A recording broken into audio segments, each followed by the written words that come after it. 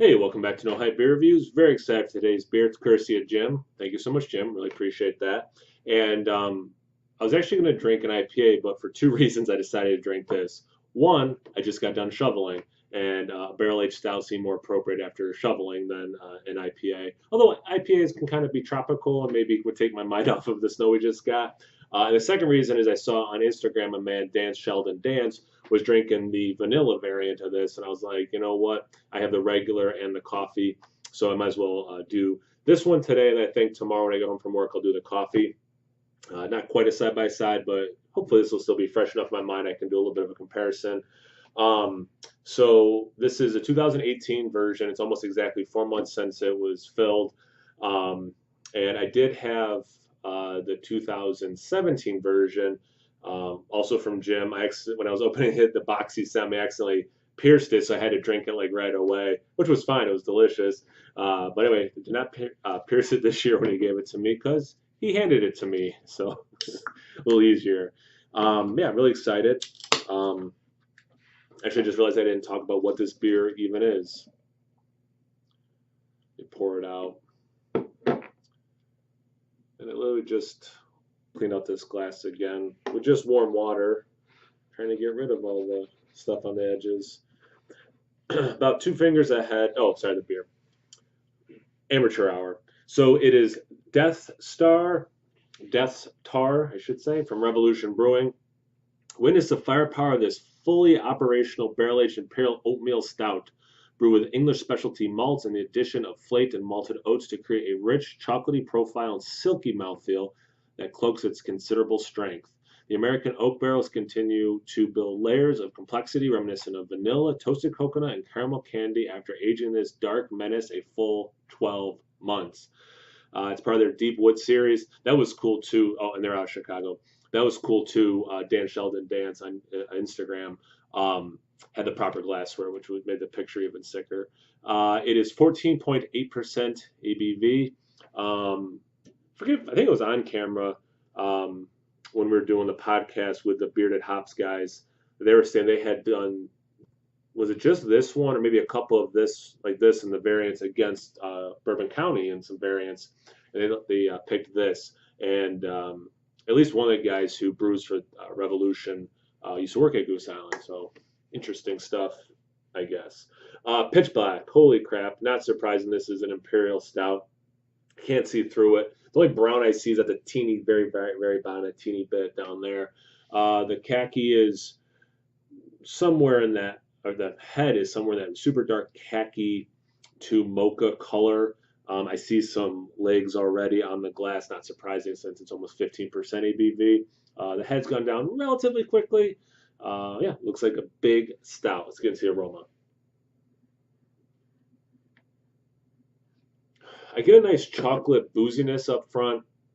Not a burning booze, not something that's got me like nervous. Like this might be a lot of alcohol present in the beer. It has like that bourbon liquor kind of thing going on as well. Definitely some of that oak roasty. You can see how the addition of coffee, and again, I'm gonna do that tomorrow, would help because the roast is already there, but that would even bring it up more, which with the other flavors or the aromas going on would be super pleasant. I like the roast level now. I'm not knocking it. I'm just saying like I think that addition of coffee will work even better.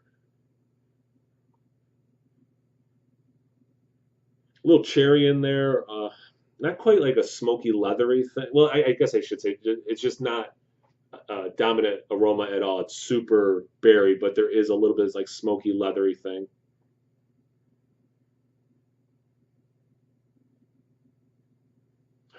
There's a sweetness,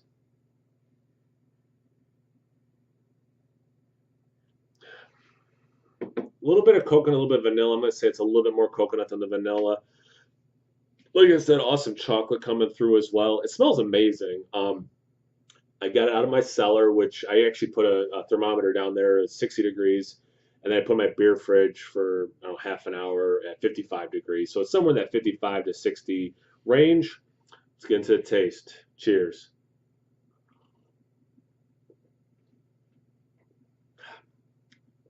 Some people comment that Sometimes when I take a sip, or especially the first sip, I kind of do that like you know I'm gonna love the beer.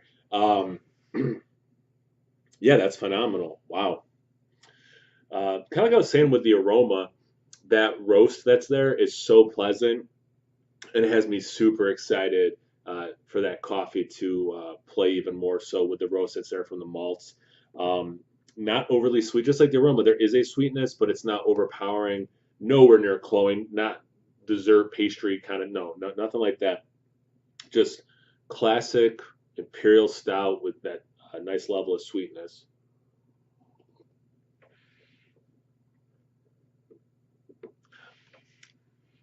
It's interesting. You get the bourbon, but the flavors I associate with the actual oak barrel, I get more, which is interesting because they kind of mention the barrel and say specifically like bourbon barrel on the side of theirs.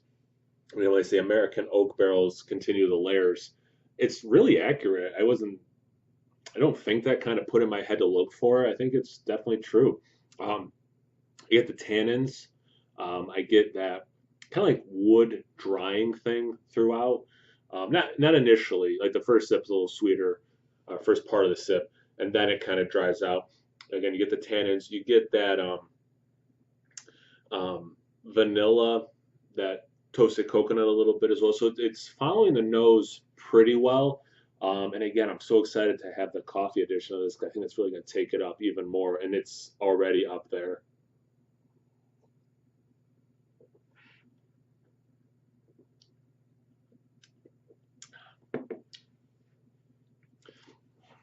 The little bit of cherry I got in the aroma, I get more like a something in the plum to prune kind of a thing, like somewhat the actual fruit, but then there is like this, no, it's a dried, prune. I wouldn't say raisin, yeah, more prune. Um, it's an awesome beer. Not surprising it has the oats in it because it does have a good mouthfeel. For the ABV, it's big, but it's not burning at all. There is only the slightest warmth in my chest, but like in terms of the whole mouthfeel experience, the whole taste experience, you're not getting any sort of like alcohol burn. Um, Oddly, for how full it is, I think I could drink this pretty fast. Although it is also kind of commanding, like, no, no, take your time, sip this, really process it, enjoy it, be mindful of it, while kind of being something I could drink fast. It's really, I think it's obvious, a really good beer. It's a strong, strong addition to what I've had so far in 2019.